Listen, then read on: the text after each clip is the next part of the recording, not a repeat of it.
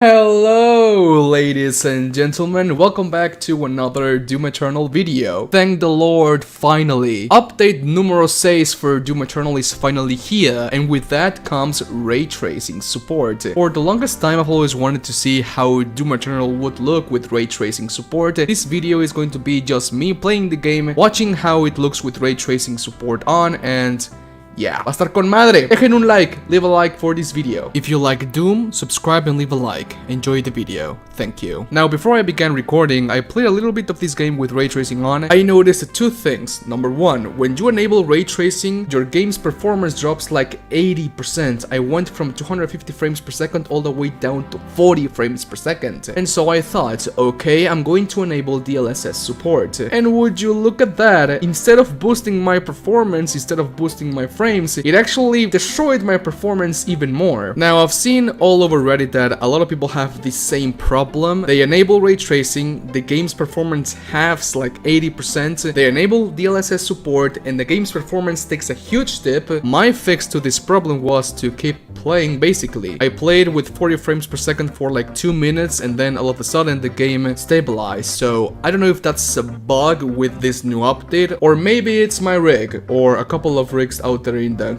globe. Yeah. ¿Qué pedo? No mames. But well, enough with the chit chat, let's get going to see how this beautiful game looks with ray tracing on. As you can see, ray tracing on enables ray tracing for improved lighting, visuals, and enhanced reflections. No shadows, nothing. It basically adds a mirror to your game, and that's it. Okay, you can see all the reflections in the mirror. No improved lighting on the armor suit. I'm using the gold Sentinel Slayer. No, I'm using the gold Praetor suit to see just how much it reflects on the environments, you know? So far, it's the same as the base campaign, so... Okay, reflections on the shoulder, I can see that. No reflections on the Doomblade. That's fine. Reflections on the mirror.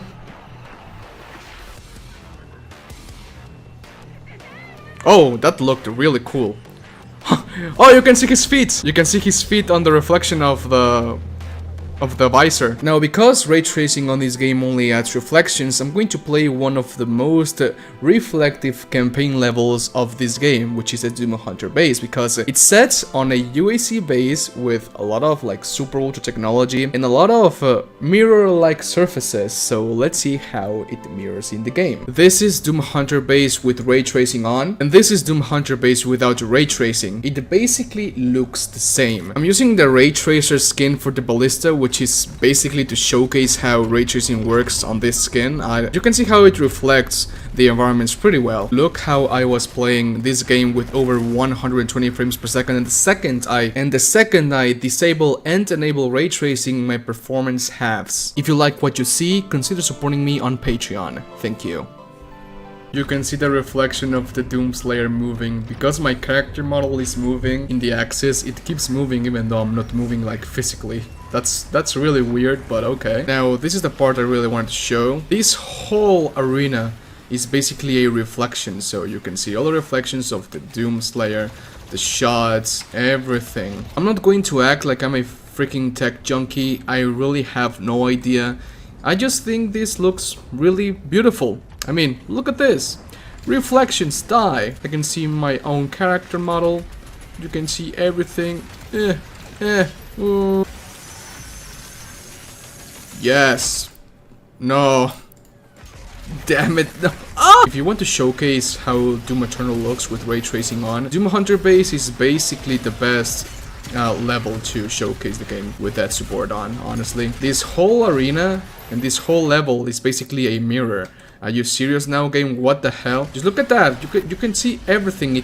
The floor is a complete mirror. Now, I find it really interesting that CDPR said that they weren't able to add like ray tracing mirrors, reflections to Cyberpunk 2077 because it was too demanding. And here you have Doom Eternal doing that same thing. Playing Doom Eternal with ray tracing on is the way to go. Ray tracing on with DLSS support on performance, that is the way to go. This looks incredible. It's so beautiful. I cannot go back to no ray tracing at all. I mean, this looks fantastic.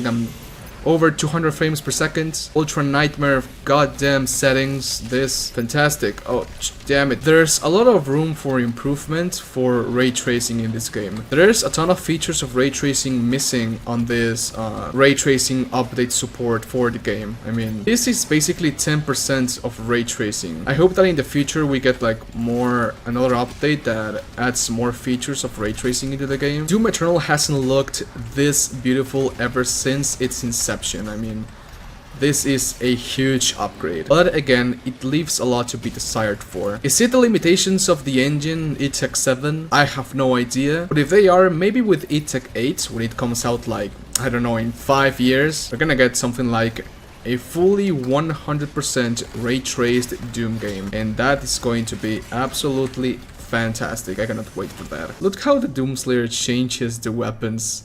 It looks so clunky. I'm not going to lie. I mean, this is extremely clunky, but I mean, this is a first-person shooter, so you are not supposed to see your character model and how he changes weapons in third person, but now with the reflections of ray tracing in the game, you can see just how the Doomslayer looks in the game. And one thing I find really interesting is the Crucible.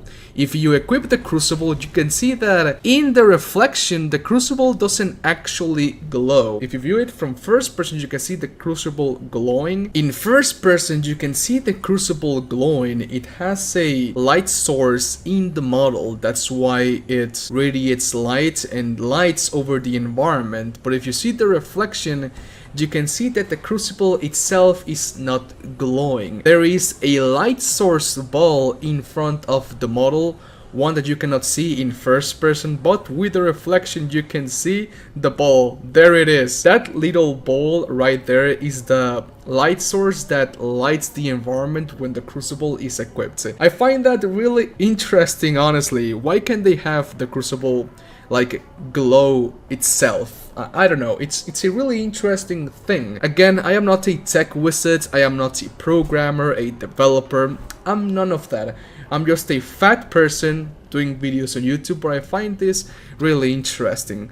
If you know about this, please let me know down below what's happening here, because I find it really interesting. Thank you. And you can see when you disarm the Crucible, you can see the light source going down, because it's when the Crucible is being disequipped and he pulls the Crucible down and the light source goes down with the model.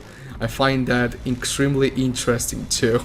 Also, when you equip the Crucible in first person, the Crucible is not like the blade hasn't come out from the hilt, but in the reflection it's already out, you know? So yeah, I mean, this is all very interesting. Someone should recreate the scene of Doom 3 where you go into the bathroom, watch yourself in the mirror, and